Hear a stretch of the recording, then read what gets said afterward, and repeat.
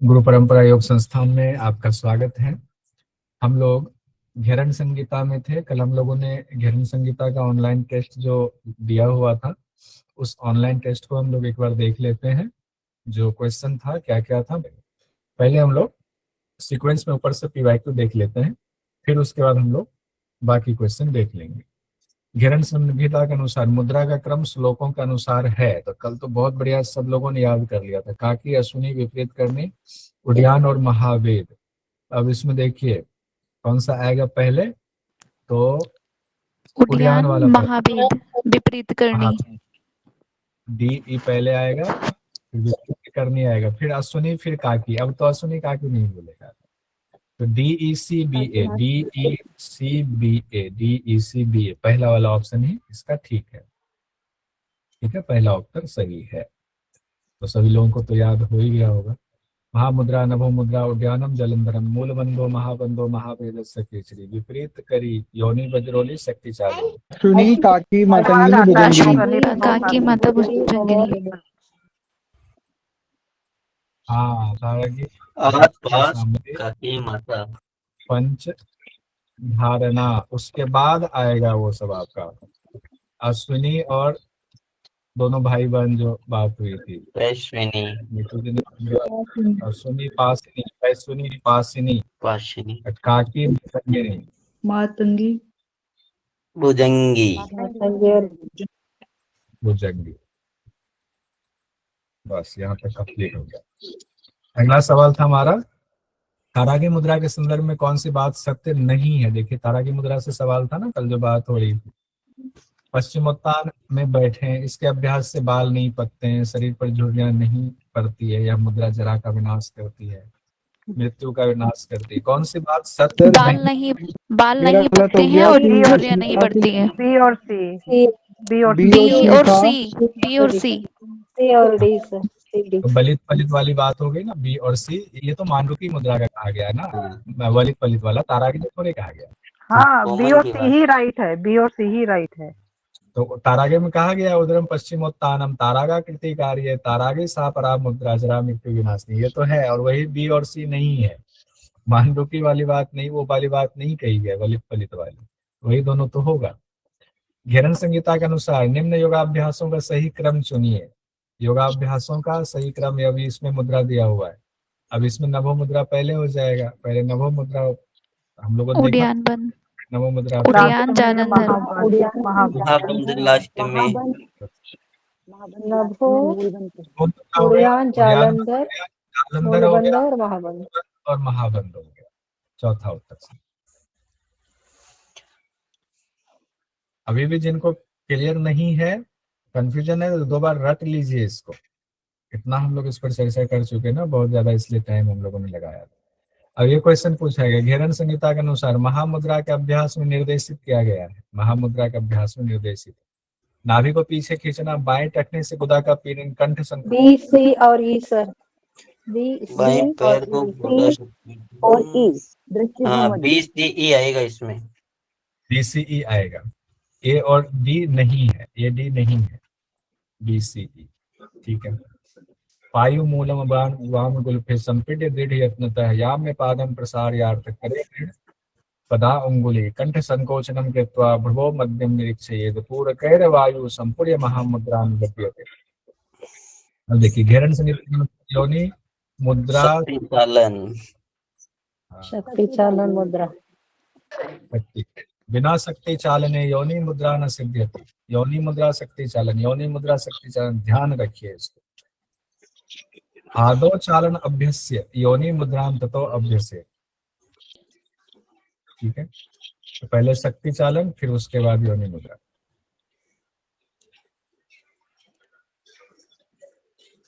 अगला क्वेश्चन है, घेरन संहिता के अनुसार खेचरी सिद्धि ठीक हो गया। घेरन संहिता के अनुसार वलित पलित का नाश, तो इसमें वही जो कल बाहर सर मैंने महामुद्रा लगाया था और मेरा दोनों बार महामुद्रा गलत हुआ। मेरा भी ठीक है, मैंने फिर मांडू की तरफ। दोनों को उत्तर मिल गया, मांडुकी को भी, महामुद्रा, क्योंकि दोनों में कहा गया, खास करके कैवल्य धाम बिहार स्कूल ऑफ। लेकिन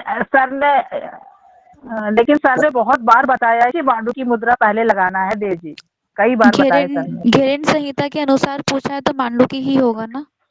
कई बार सर ने बताया है। अनुसार मांडुकी भी होगा और महामुद्रा भी होगा, दोनों में बोला था। ऑप्शन में अगर दो होंगे तो दोनों कर देंगे, एक होगा तो मांडुकी को करना है ना सर? हमने क्लियर बताया हुआ था। हालांकि अब ऐसे क्वेश्चन क्या लगता है, अब ये कंफ्यूजिंग नहीं पूछा जाएगा, इतना कंफ्यूजन नहीं देगा।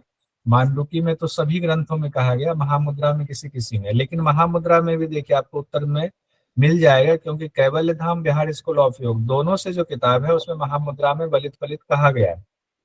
ठीक है, तो दोनों में कहा गया, दोनों इंपॉर्टेंट में कहा गया है, तो आप चैलेंज करेंगे मिल जाएगा। लेकिन हम लोग मांडुकी भूल जाते हैं।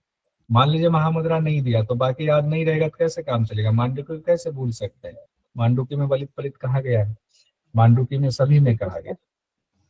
ठीक है, क्लियर हो गया? तो अब कंफ्यूज नहीं होगा। घेरन संहिता के मुताबिक यत्र तत्र स्थितो योगी सर्व कार्येषु सर्वदा किसके लिए कहा गया, किस अभ्यास के लिए कहा गया? नभो मुद्रा के लिए। घेरन में उज्जयी के लिए नहीं कहा गया है कि किसी व्यवस्था में कर सकते हैं, ध्यान रखिएगा। एचपी में। आगे हम लोग देखें, घेरन संहिता के अनुसार सूची 1 सूची 2 को मिलान करना है। जालंधर हो गया आपका 16 आधार का बंधन, उद्यान बंध से कहा गया मूलबंध हो गया, मरुत सिद्धि, सभी इच्छा पूर्ण। पहला उत्तर सही है। अगला क्वेश्चन है, घेरन संहिता के अनुसार योनि मुद्रा से संबंधित है, कितना इंपॉर्टेंट है? होम मंत्र, सिद्धासन और एडी और ई सर, एडी काकी मुद्रा, हाँ, ए सी और ई। जी अगर मैं होता ना आपके पास में वो मुंह से निकल गई सर। ACE सही हुआ है। तो थोड़ा सा सर ई होगा ना, सिद्धासन बताया ना। हाँ, वैसलीन लगाओ। हाँ, ACE होगा, वैसलीन लगाओ। ऐसे कैसे फिसल जा रहा है? ऐसे अब फिसलेगा साल भर। पहले सही बोला था, फिर वो ऑप्शन बोला तो हो गया सर। आपका हुक्का पानी बंद करना पड़ेगा। घेरन संहिता के अनुसार पाप, घोर पाप, उपपाप किस अभ्यास से मिट जाते हैं? योनि मुद्रा। ठीक है, बहुत इंपॉर्टेंट अभ्यास है। यानी पापानि घोरानि उपपापानि यानी चातानि सर्वाणि नश्यन्ति योनि मुद्रा निबंधना। घेरन संहिता के मुताबिक शक्ति चालन मुद्रा से संबंधित है। शक्ति चालन मुद्रा से सिद्धासन और अश्विनी योनि मुद्रा और योनि मुद्रा ADE। सिद्धासन है, अश्विनी है और योनि मुद्रा है। ADE तो नहीं है, ADE में तीसरा अभ्यास। ठीक है, क्योंकि सिद्धासन में बैठना, अश्विनी मुद्रा का अभ्यास करना है। बिना शक्ति चालन के योनि मुद्रा की सिद्धि नहीं होती, जुड़ेगी। घेरन संहिता के अनुसार विग्रह सिद्धि किस अभ्यास से होती है? शक्ति चालन।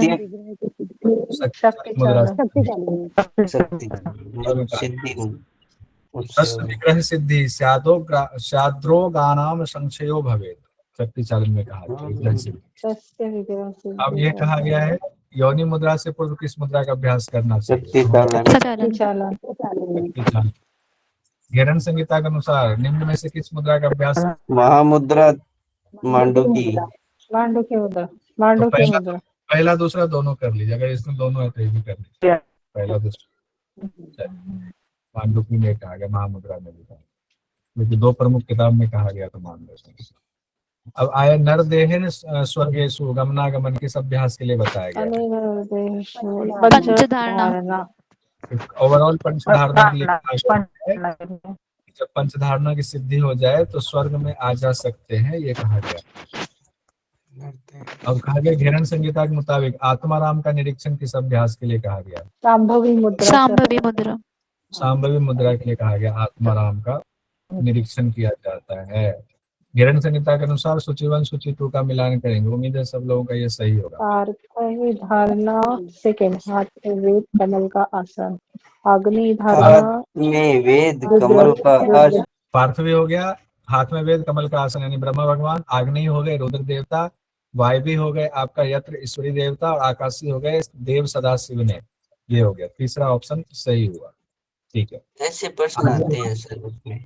हाँ, सूची 1 सूची 2 का मिलान करें। अब यहाँ भी ये भी क्वेश्चन देखिए, ये तो हमने अलग से बनाया, ये क्वेश्चन पूछा हुआ नहीं है, ये तो अर्थ विधारणा पृथ्वी पर विजय, आठवीं धारणा पृथ्वी तत्व पर विजय हो गया।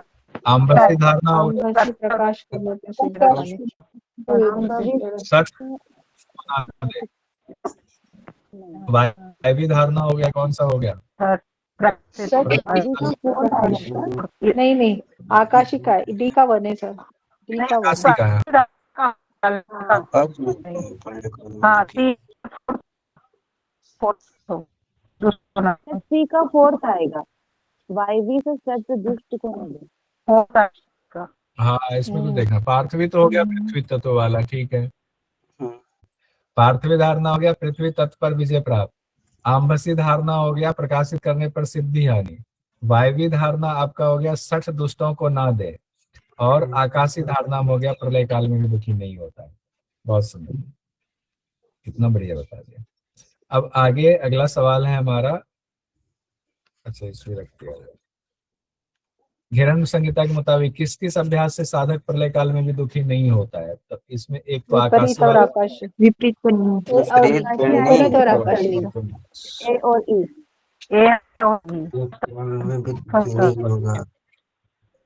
ठीक है। हिरण्य संहिता किस मुद्रा के अभ्यास में सभी 6 चक्रों पर ध्यान की बात की? योनि मुद्रा। योनि मुद्रा के दौरान दिया, इतनी बार रिपीट हो जाएगा, क्या जरूरत है? हिरण्य संहिता के मुताबिक किन मुद्राओं के अभ्यास से योगी साक्षात ब्रह्म में समान हो जाता है? कहाँ कहाँ? योनि और शांभवी सर, योनि और शांभवी, योनि में ए और बी। ठीक, अब ये हमारा 22 क्वेश्चन हमारा कंप्लीट हो गया। एक दो चीजें मैंने और इसको देख बहुत लेते बार टेस्ट दिया, बहुत बार छुड़ाया, तो ये तो बस नहीं, कल कंठस्थ हो गया तो मैंने भी फिर बाद में देखा, क्योंकि ना मेरे भी 17 ही नंबर आए कल ना, तो 2 क्यों गलत है, आज बनता है। कंठस्थ हो गया। सर मेरे इसमें 2 क्वेश्चन गलत हुआ। अच्छा, ये वाला देख लेते हैं ना हम लोग, ठीक है। एक दो चीजें और इसमें देखते हैं, फिर हम लोग आगे बढ़ेंगे।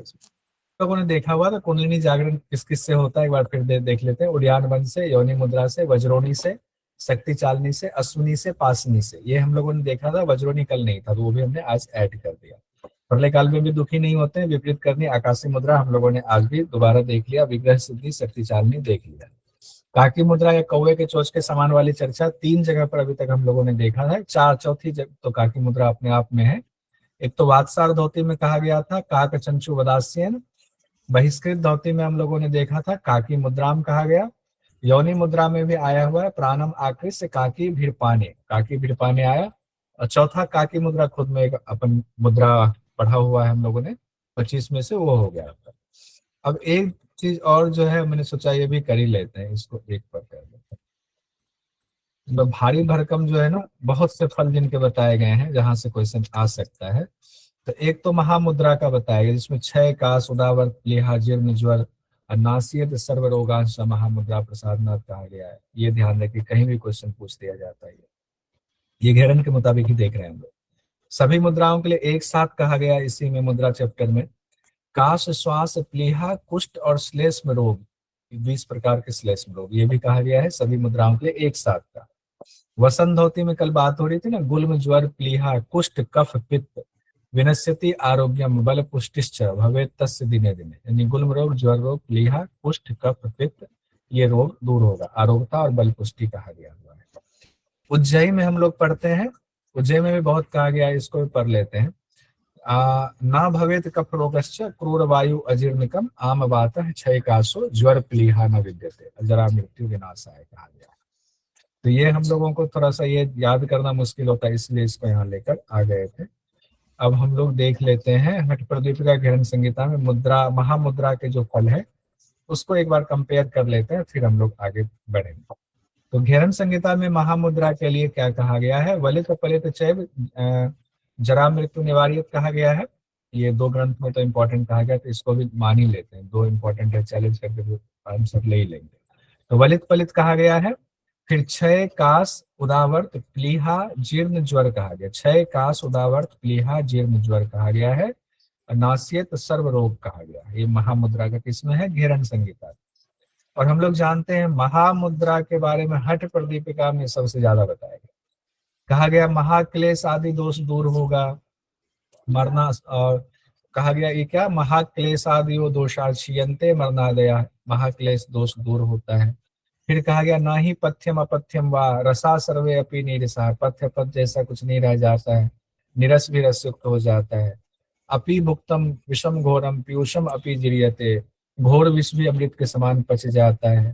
फिर हम लोगों ने देखा क्षय कुष्ठ गुदावर्त गुल्म अजीर्ण पुरोगमा, ये भी कहा गया, क्षय कुष्ठ गुदावर्त गुल्म अजीर्ण पुरोगमा, ये कहाँ पर है, ये हठ प्रदीपिका में कहा गया है। तो ये भी कंपैरिजन हो गया हमारा। तो इसको ध्यान से देखिएगा, ये पीडीएफ आपको भेज दूंगा, तो एक बार जरा मनन कीजिएगा। हो सकता है कुछ लोगों का ध्यान अभी ना हो क्लास में, मनन कर लेंगे तो बाद में आपके लिए ठीक रहेगा।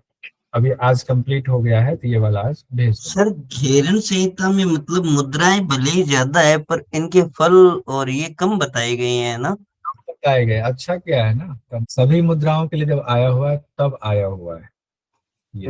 हाँ ये अभी तो पढ़े ना, इसलिए मैंने बोला कुछ आया हुआ है करके। अच्छा, सभी मुद्राओं में, सभी में है तब आया हुआ है। वैसे वसंत धोती में भी है। देखिए ठीक बात है, यहाँ से एक क्वेश्चन तो बन जाएगा। वसन में तो कहाँ कहाँ दिया हुआ है, तो 2 जगह हो गया ना, सभी मुद्राओं के लिए हो गया और वसंत धोती में हो गया घेरन संहिता में। इसमें क्वेश्चन फिर ऐसे आएगा ना, धोती और मुद्रा, धोती और मुद्रा, हाँ धोती और मुद्रा, ठीक है, बहुत सुंदर। भारती को देखना पड़ेगा, भारती जी देखा आया हुआ है। 1 लाइनर में नोट जी जी नहीं, मैं नहीं ये बोल नहीं रही सकती जी, पर्टिकुलर किसी में नहीं आया है, ओवरऑल इसमें आया है, ये बोल रही भारती जी, और धोती में पर्टिकुलर आया है। 25 में से किसी में नाम नहीं आया है, ओवरऑल में अच्छा आया। हाँ ये भारती उसने नहीं दिया है। हाँ। अब हम लोग आते हैं, आज थोड़ा सा प्रत्याहार को देख लेते हैं। प्रत्याहार, हाँ प्रत्याहार से क्वेश्चन अभी तक में नहीं कुछ खास आया, 1-2 क्वेश्चन ही पूछा गया है भी तो साथ ही तो मंत्र है इसमें। अब इसमें प्रत्याहार में क्या कहा गया, सट शत्रु वर्णन कहा गया, कहीं कहीं पर कुछ श्लोक छूटे हुए हैं, तो हमने जहाँ था सब जगह सभी ग्रंथों से मिला करके सारे ही मंत्र को डाल दिया यहाँ पर। पहले में कहा गया है कि हे चंड कपाली, अब इसके बाद मतलब क्या, मुद्रा के बाद उत्तम प्रत्याहार साधना को कहता हूं, जिसको जानने मात्र से काम आदि शत्रुओं का नाश होता है। काम आदि रिपुनाशनम कहा गया, काम आदि शत्रुओं का नाश होता है। अब एक तो ये क्वेश्चन बन जाता है। अब कहा गया जहां जहां मन जाता है, ये चंचल मन जहां जहां जाता है, तो मन को आत्मा के वश में करना, ये इंपॉर्टेंट हो जाता है। मन को किसके वश में करना है, उस चंचल मन को आत्मा के वश में करना, ये कहा गया है। फिर कहा गया है, आगे देखिए, यत्र यत्र गता दृष्टि मनस तत्र प्रेक्षति अतः प्रत्याहरेत एतद आत्मन्येव। अब यहाँ भी कहा गया है जहां जहां दृष्टि जाती है उसको वहां से हटा करके आत्मा के वश में करना। पहले कहा गया मन को आत्मा के वश में करे, फिर कहा गया है दृष्टि और मन जहां जहां जा रहा है वहां से उसको फिर दृष्टि शब्द एक जोड़ दिया गया है। फिर उसके बाद कहा गया है मन जो है अगर पुरस्कार तिरस्कार अच्छी चीजें सुनने में और कोई अपमान हो जाए तो उससे व्यथित होता है, तो उससे भी मन को नियंत्रित करके आत्मा के वश में लाइए।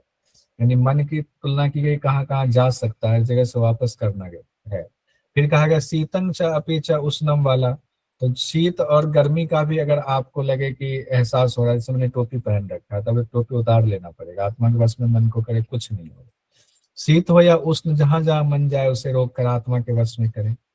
आत्मलयत्व की फिर बात आई हुई है, जिसमें कहा गया चाहे सुगंध हो दुर्गंध हो, मन जहां जाता वहां से हटा करके आत्मा के वश में करना है। फिर ये रस की बात आई है, मधुर अम्ल कटु तिक्त आदि जो रस है, जहां भी मन जाए वहां से हटा करके आत्मा के वश में करना चाहिए। तो रस भी आ गया। क्वेश्चन जो पूछा गया था प्रत्याहार करे, आत्मा पर विजय प्राप्त, काम आदि शत्रुओं का नाश, मन को वश में करना, वित्तियों को नियंत्रित करना, तो क्या हो जाए, मन को वश में तो ठीक है ना, इसमें तो नहीं है कोई संशय। काम आदि शत्रुओं का देखिए शुरुआत में ही कह दिया गया है, अगर ये आंसर नहीं होता तो चैलेंज करने पर मिल लग जाएगा, काम आदि पुनासनम कहा गया है। तो सर ठीक ये है, बार बार ये भी तो बोल रहा है आत्मा पर विजय, आत्मा को वश में।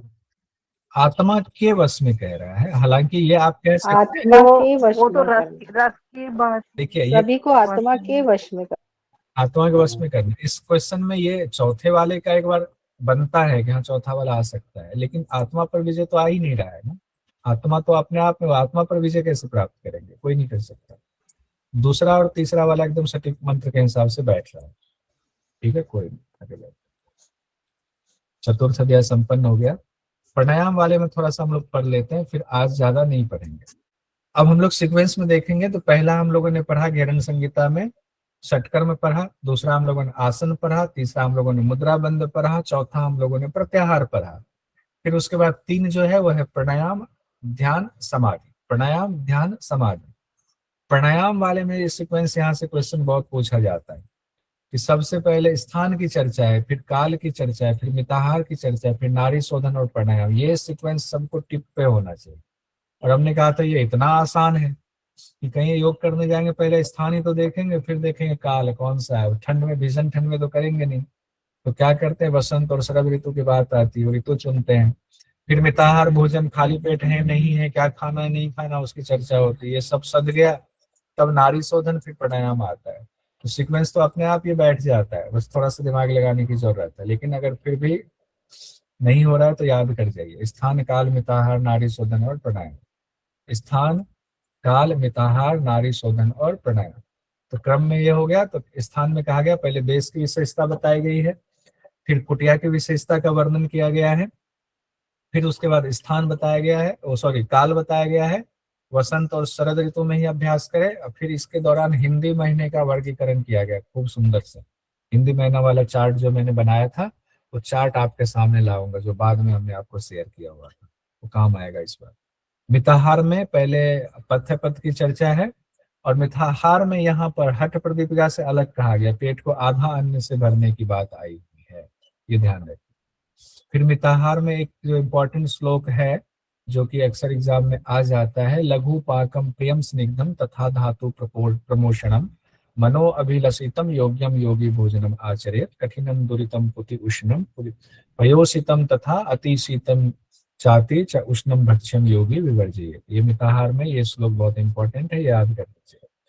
नारी शुद्धि में आसन का क्रम बताएगा जो बहुत इंपॉर्टेंट है, कुश, मृग, व्याघ्र और कंबल। ये तो सब लोग जानते हैं सीक्वेंस कैसे याद करना, निमोनी बिठाया था। सबसे पहले जो है कुश वाला ही लेंगे, फिर उसके बाद जो है कुश को खाने वाला मृग हो गया, मृग को खाने वाला व्याघ्र हो गया, और व्याघ्र जैसे जानवरों के जो है वो रोए हो गए तो कंबल बन गया।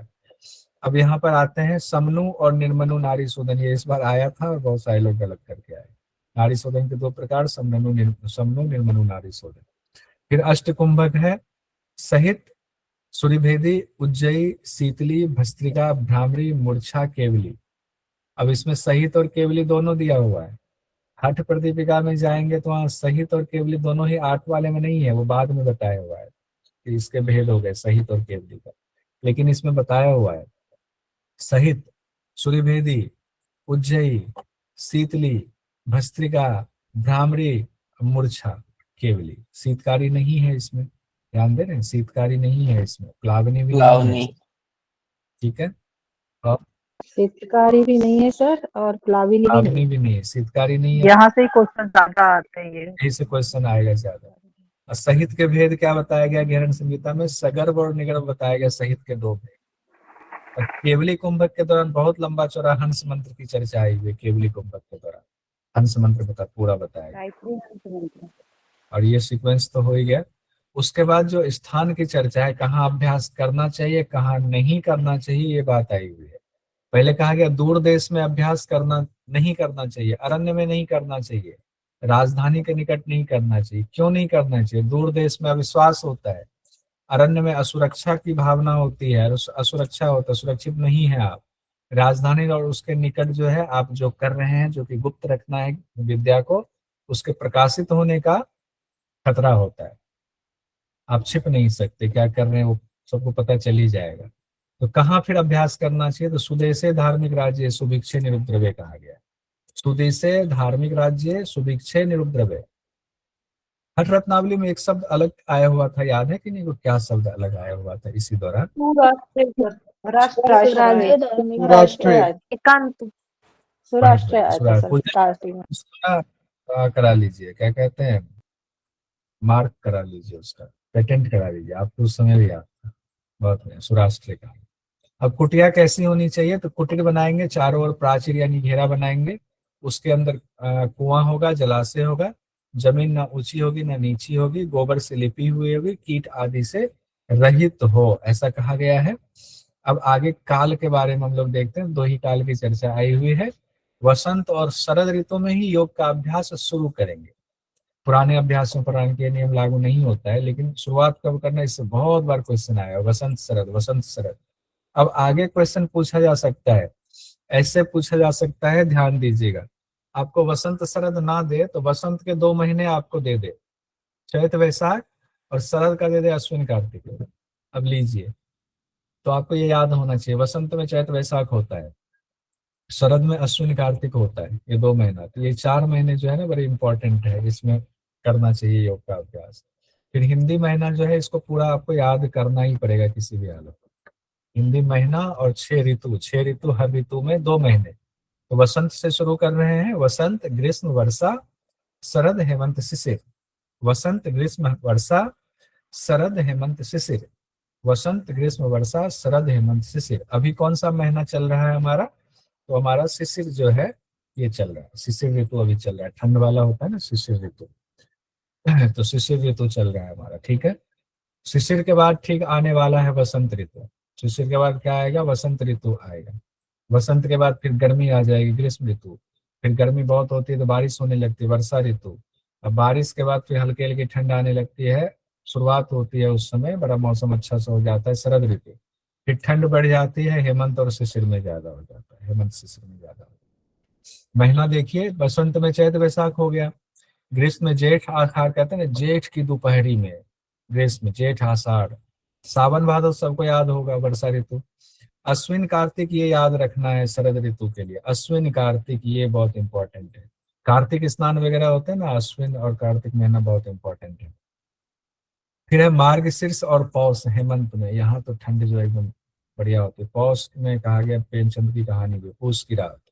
मार्गशीर्ष और पौष हो गया, अब माघ फागुन हो गया, फिर माघ फागुन, फागुन में जाके ठंड थोड़ी कम हो जाती है।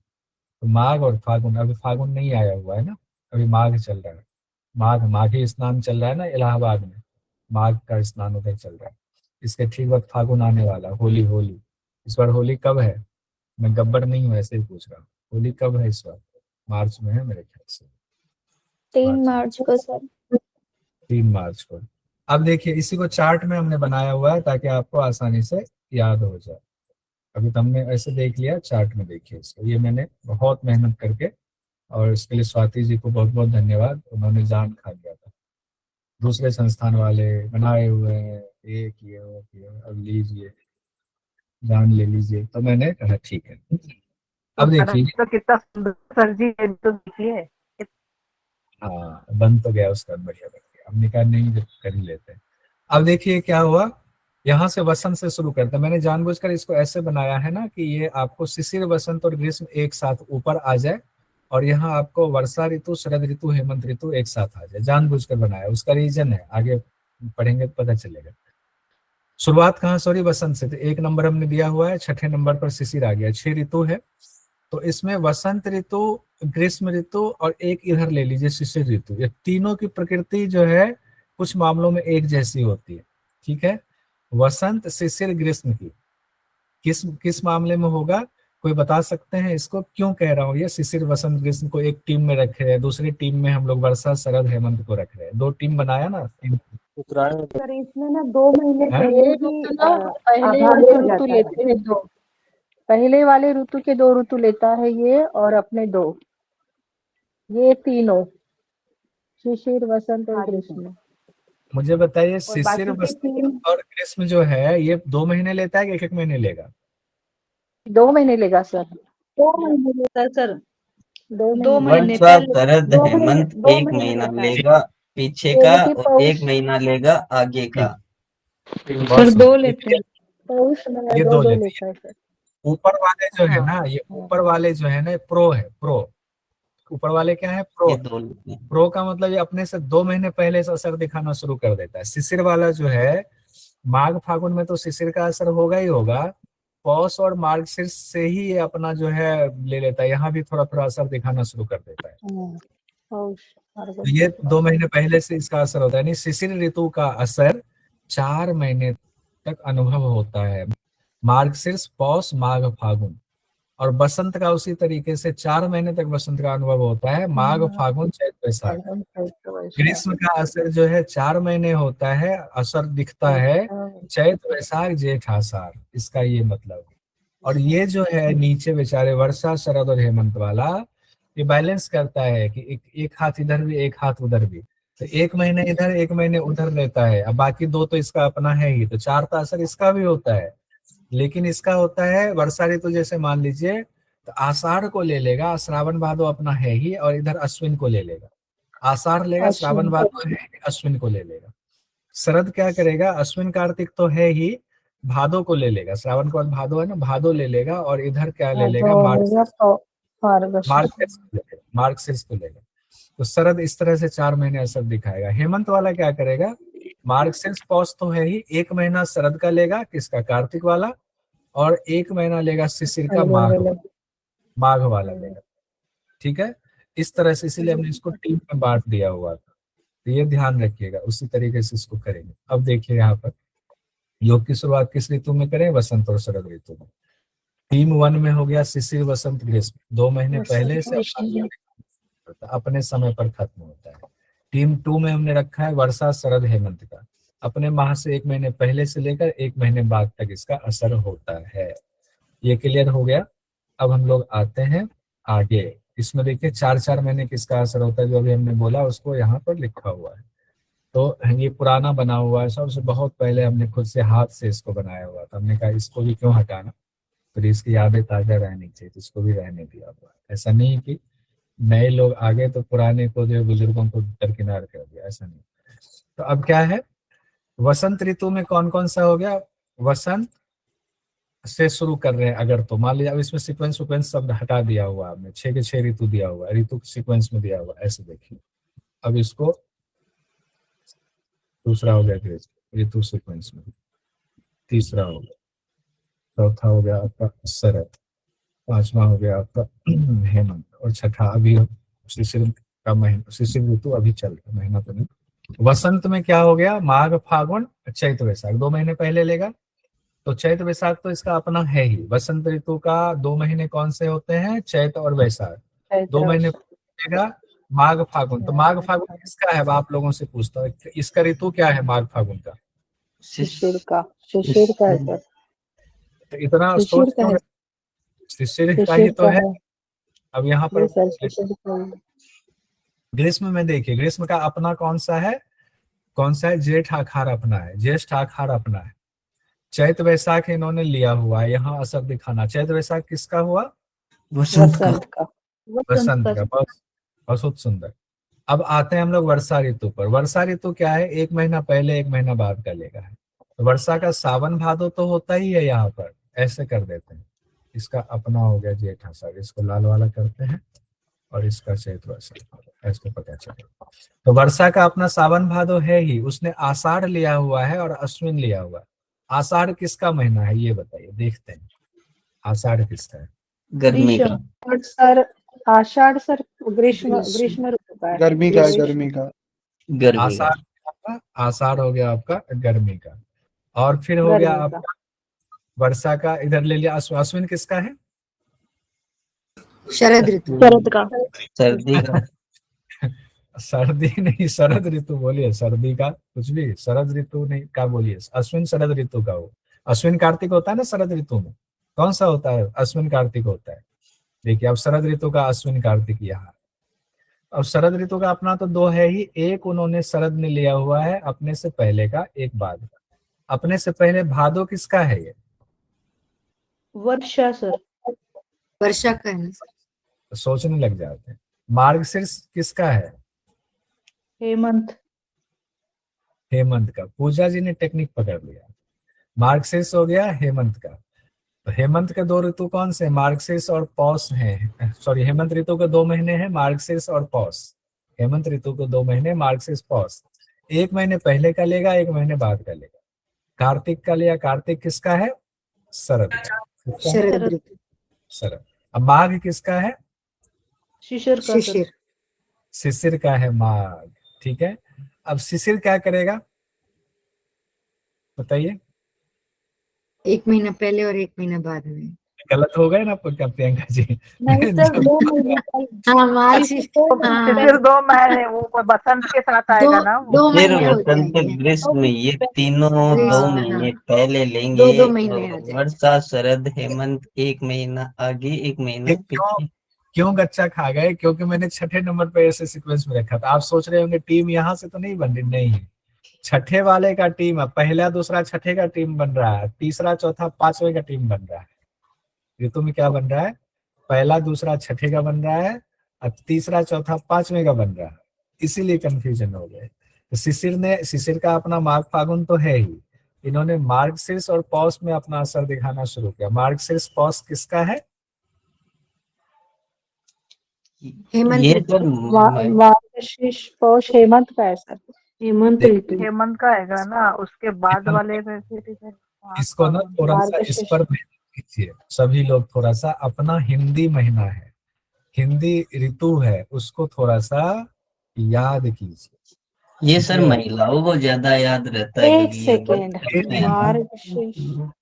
ये गलत फहमी है आपको। गांव में सबको याद रहता है, सबको नहीं याद नहीं, है। जो कैलेंडर हिंदू वाला कैलेंडर आता है ना, उसमें तो ये सब कुछ अच्छा लिखा रहता है। यदि आप तारीख देखोगे ना तो वहाँ नीचे लिखा रहता है, उसको देखते रहेंगे तो अपने आप याद हो जाएगा ये सारी चीज। तो ये जो है कीजिए हम इसको इंग्लिश, याद। हाँ इंग्लिश कैलेंडर देखते हैं ना, इसी कारण होता है ये। पढ़ के आने कहने का मतलब ये नहीं है कि नरे चलो क्या पढ़ के जाना, वहां तो इम्पोर्टेंट पॉइंट करा ही देंगे, फिर मामला गड़बड़ हो जाएगा। मेरी बात मानिए, अगर पढ़ के वाकई आएंगे, थोड़ा मेहनत करके, थोड़ा रट रुटा के, तो आपका जियारत निकालने से कोई नहीं रोक सकता है। ठीक है, तो आज हम लोग यहीं तक रखेंगे। इसको कल याद कीजिएगा, कल मैं पहले ये पूछूंगा और इसके छोटे से ऑनलाइन टेस्ट करेंगे, फिर हम लोग मिताहार से आगे बढ़ते चले जाएंगे।